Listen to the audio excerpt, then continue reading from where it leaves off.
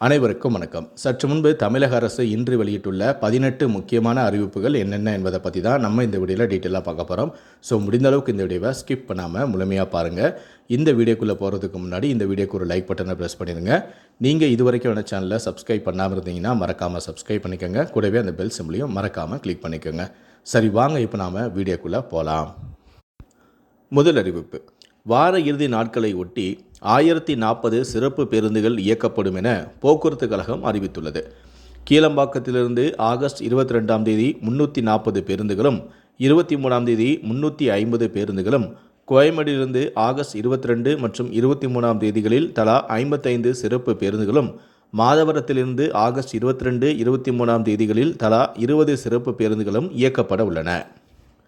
இரண்டாவது அறிவிப்பு: எஸ்ஐ தேர்வில் இனி காவல்துறை இட ஒதுக்கீடு கிடையாது. அனைவருக்கும் ஒரே மாதிரியான எழுத்து மற்றும் உடல் தகுதி தேர்வு நடைபெறும் என தமிழக அரசு அரசாணையை வெளியிட்டுள்ளது. உதவி ஆய்வாளர் தேர்வானது இனி வரும் காலங்களில் அனைவருக்கும் ஒரே மாதிரியான எழுத்து மற்றும் உடல் தகுதி தேர்வாக இருக்கும் எனவும், அதாவது காவலர்களுக்கான 20% ஒதுக்கீடு இருக்காது என தமிழக அரசு அரசாணை வெளியிட்டுள்ளது. மூன்றாவது அறிவிப்பு: நடப்பாண்டு பொறியியல் மாணவர் சேர்க்கைக்கான துணை கலந்தாய்வு இன்று தொடங்குகிறது. +2 துணைத் தேர்வில் தேர்ச்சி பெற்ற மாணவர்கள், பொது கலந்தாய்வில் பங்கேற்க தவறிய மாணவர்கள் ஆகியோருக்கான துணை கலந்தாய்வு இன்று ஆகஸ்ட் 21ஆம் தேதி தொடங்கி 23ஆம் தேதி வரை இணைய வழியில் நடக்கிறது. இதற்கான விண்ணப்பங்கள் ஆன்லைன் வாயிலாக ஜூலை கடைசி வாரத்திலிருந்து ஆகஸ்ட் 14ஆம் தேதி வரை பெறப்பட்டன. இதற்கு 16,000 மாணவர்கள் விண்ணப்பித்துள்ளனர் என்பது குறிப்பிடத்தக்கது. துணை கலந்தாய்வு முடிவடைந்த பிறகு பொறியியல் படிப்பில் எஸ்சி அருந்ததியர் ஒதுக்கீடு உள்ள காலி பணியிடங்களில் எஸ்சி மாணவர்கள் சேருவதற்கான சிறப்பு கலந்தாய்வு வரும் 25 மற்றும் 26ஆம் தேதி நடைபெறும் எனவும், 26ஆம் தேதியுடன் ஒட்டுமொத்த கலந்தாய்வு பணிகள் நிறைவடையும் எனவும் கூறியுள்ளது. நான்காவது அறிவிப்பு: ஆன்லைன் விளையாட்டுக்கு தடை விதிக்கும் மசோதா மக்களவையில் நிறைவேறியது. ஆன்லைன் விளையாட்டுகளை ஒழுங்குபடுத்தும் மசோதாவுக்கு ஒன்றிய அமைச்சரவை நேற்று ஒப்புதல் வழங்கியது. பணம் வைத்து விளையாடும் ஆன்லைன் விளையாட்டுக்கு தடை விதிக்கும் மசோதா மக்களவையில் தாக்கல் செய்யப்பட்டது. தடை செய்யப்பட்ட ஆன்லைன் விளையாட்டுகளில் பணம் வைத்து விளையாடும் நபர்களுக்கு 1 கோடி ரூபாய் வரை அபராதம் மற்றும் 3 ஆண்டுகள் வரை சிறை தண்டனை வழங்கப்படும் எனவும் இந்த மசோதாவில் குறிப்பிடப்பட்டுள்ளது. ஐந்தாவது அறிவிப்பு: தென்னிந்திய பகுதிகளில் மேல் ஒரு வளிமண்டல மேலடுக்கு சுழற்சி நிலவுகிறது.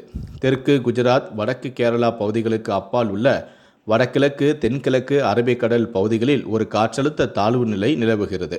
இதன் காரணமாக இன்று முதல் 26ஆம் தேதி வரை தமிழகத்தில் ஓரிரு இடங்களிலும், புதுவை மற்றும் காரைக்கால் பகுதிகளிலும் லேசான முதல் மிதமான மழை பெய்யக்கூடும். ஓரிரு இடங்களில் பலத்த தரைக்காற்றானது மணிக்கு 40 முதல் 50 கிலோமீட்டர் வேகத்தில் வீசக்கூடும். ஆறாவது அறிவிப்பு: நடந்து முடிந்த +2 துணைத் தேர்வுக்கு பிறகு மறுகூட்டல் மற்றும் மறு மதிப்பீடு கேட்டு விண்ணப்பித்த மாணவர் மாணவியருக்கான முடிவுகள் நேற்று பிற்பகல் வெளியானது என்று அரசு தேர்வுகள் இயக்கம் அறிவித்துள்ளது. இந்த பட்டியலில் இடம்பெறாத பதிவெண்களுக்கான விடைத்தாள்களில் எந்த மதிப்பெண் மாற்றமும் இல்லை எனவும் தெரிவிக்கப்படுகிறது. அசல் மதிப்பெண் சான்றுகள் வழங்கப்படும் தேதி குறித்து பின்னர் அறிவிக்கப்படும். ஏழாவது அறிவிப்பு: அரசு பள்ளி மாணவர்களுக்கு தி ஒயிட் பலூன் என்னும் ஈரானிய மொழிபெயர்ப்பு திரைப்படம் ஒளிபரப்பு செய்யப்பட உள்ளது. இந்த படம் குழந்தைகளுக்கு தன்னம்பிக்கை, விடாமுயற்சி, மனிதநேயம் ஆகியவை குறித்து விழிப்புணர்வை ஏற்படுத்தும் விதமாக எடுக்கப்பட்டுள்ளது. இந்த படத்தை ஒளிபரப்பு செய்வதற்கான இணைப்பு லிங்க் பள்ளிகளுக்கு அனுப்பப்பட்டுள்ளது. அதற்குரிய பாட வேளைகளில் படத்தை திரையிட வேண்டும் எனவும் பள்ளி கல்வித்துறை சார்பில் அதிகாரிகளுக்கு சுற்றறிக்கை அனுப்பப்பட்டுள்ளது.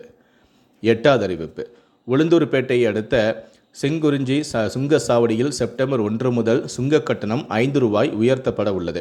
கார், ஜீப் வாகனங்களுக்கு தற்போது 65 ரூபாய் வசூலிக்கப்படும் கட்டணமானது 70 ரூபாயாக உயர்த்தப்படவும் உள்ளது. அதேபோல இலகுரக வாகனங்களுக்கு 115 ரூபாய் வசூலிக்கப்படும் நிலையில் தற்போது 120ஆக உயர்த்தப்படுகிறது. ஒன்பதாவது அறிவிப்பு: விமான நிலையங்களில் இருக்கும் எடை விதிகளை முக்கிய ரயில் நிலையங்களில் பின்பற்ற ரயில்வே முடிவு செய்துள்ளது. ஏசி முதல் வகுப்பு பயணிகள் 70 கிலோவும், 2ஆம் வகுப்பு 50 கிலோவும், 3ஆம் வகுப்பு ஸ்லீப்பருக்கு 40 கிலோவும், பொது பெட்டியில் பயணிப்போர் 35 கிலோ எடையுள்ள பொருட்களை கட்டணமின்றி எடுத்து செல்லலாம் எனவும், கூடுதலாக உள்ள உடைமைகளை லக்கேஜ் அலுவலகத்தில் பதிவு செய்ய வேண்டும் எனவும் ரயில்வே தெரிவித்துள்ளது. 10வது அறிவிப்பு: தமிழ்நாட்டில் உள்ள புலம்பெயர் தொழிலாளர்களை கணக்கெடுக்க முடிவு செய்யப்பட்டுள்ளது. புலம்பெயர் தொழிலாளர்களை கணக்கெடுக்கும் பணிக்கு டெண்டர் கோரியது தமிழ்நாடு அரசு. 38 மாவட்டங்களில் உள்ள புலம்பெயர் தொழிலாளர்களை கணக்கெடுக்க தமிழ்நாடு அரசு முடிவு செய்துள்ளது. தமிழ்நாட்டில் தற்போது சுமார் 35 லட்சம் புலம்பெயர்ந்த தொழிலாளர்கள் பணியாற்றி வருவதாக தகவல் வெளியாகியுள்ளது. புலம்பெயர் தொழிலாளர்கள் எங்கு உள்ளனர், என்ன பணி செய்கிறார்கள் என்பதை கணக்கெடுக்கவும் முடிவு செய்யப்பட்டுள்ளது. 11வது அறிவிப்பு. 2023-24 ஆண்டில் ஓய்வு பெற்ற போக்குவரத்து ஊழியர்களுக்கு ஓய்வு கால பலன்கள் வழங்க 1137 கோடி ரூபாய் நிதி ஒதுக்கீடு செய்து தமிழக அரசு அரசாணையை வெளியிட்டுள்ளது. இதில் மாநகர போக்குவரத்து கழகத்திற்கு 157 கோடியும், தமிழ்நாடு அரசு விரைவு போக்குவரத்து கழகத்திற்கு 54 கோடியும், விழுப்புரம் போக்குவரத்துக்கு 152 கோடியும், சேலம் போக்குவரத்துக்கு 97 கோடியும், கோவை போக்குவரத்துக்கு 153 கோடியும், கும்பகோணத்திற்கு 235 கோடியும், மதுரைக்கு 141 கோடியும், திருநெல்வேலிக்கு 145 கோடி என ஒட்டுமொத்தமாக 1137 கோடி ரூபாய் ஒதுக்கீடு செய்துள்ளது. 12வது அறிவிப்பு. தமிழ்நாட்டில் இன்று முதல் 7 நாட்கள் ஓரிரு இடங்களில் மழைக்கு வாய்ப்புள்ளதாக வானிலை ஆய்வு மையம் தகவல் தெரிவித்துள்ளது. சென்னையில் 2 நாட்கள், நகரின் ஒரு சில இடங்களிலும் லேசான மழைக்கு வாய்ப்புள்ளது. 13வது அறிவிப்பு. டிஎன்பிஎஸ்சி குரூப் 2 2A தேர்வில் வெற்றி பெற்ற மதிப்பெண்கள் தரவரிசை விவரங்கள் இணையதளத்தில் வெளியிடப்பட்டுள்ளது. 2ஆம் கட்ட மூலச்சான்றிதழ் சரிபார்ப்பு கலந்தாய்வானது ஆகஸ்ட் 29இல் தேர்வாணைய அலுவலகத்தில் நடைபெறும் எனவும் தெரிவிக்கப்பட்டுள்ளது. கலந்தாய்வுக்கு அழைக்கப்பட்ட தேர்வர்களின் பட்டியலானது tnpsc.government.in என்ற இணையதளத்தில் வெளியிடப்பட்டுள்ளது. 14வது அறிவிப்பு.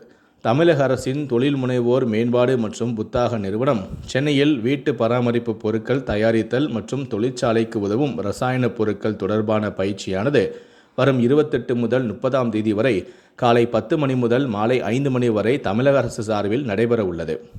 15வது அறிவிப்பு. சென்னை கோயம்பேடு முதல் பட்டாபிராம் வரை மெட்ரோ ரயில் அமைக்க அரசாணை வெளியிடப்பட்டுள்ளது. மெட்ரோ ரயில் திட்டத்திற்கு தமிழக அரசு 2442 கோடி ரூபாய் ஒதுக்கீடு செய்துள்ளது. 16வது அறிவிப்பு.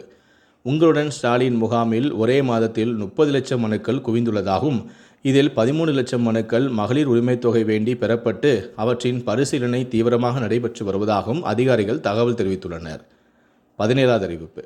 வானிலை, சந்தை நிலவரம், அரசின் திட்டங்கள் போன்ற விவசாயம் தொடர்பான விவசாயிகளின் கேள்விகளுக்கு பதிலளிக்க தமிழ்நாடு உட்பட அனைத்து மாநிலங்கள் மற்றும் யூனியன் பிரதேசங்களில் 1800 180 1551 என்ற கட்டணமில்லா தொலைபேசி எண் வசதி அறிமுகம் செய்யப்பட்டுள்ளது என மத்திய வேளாண்மை மற்றும் விவசாயிகள் நலத்துறை இணை அமைச்சரான ராம்நாத் தாகூர் தெரிவித்திருக்கிறார்.